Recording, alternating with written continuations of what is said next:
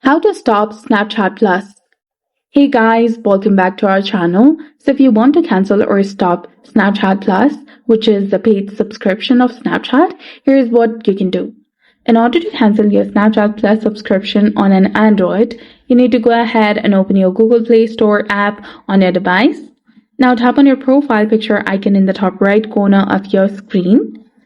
Once you do that, go to Payment and Subscription that you will find between Notification and Offers and Play Protect. Tap on that.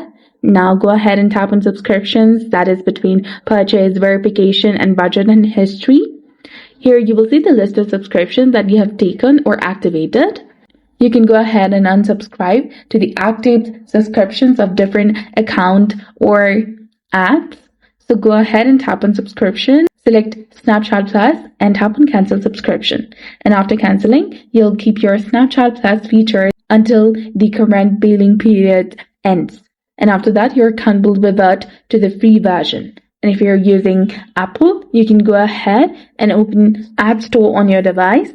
Then after, go ahead and open your Settings app. Tap on the Apple ID at the top, which is your name, and then tap on Subscription, find Snapchat Plus, and then cancel the subscription.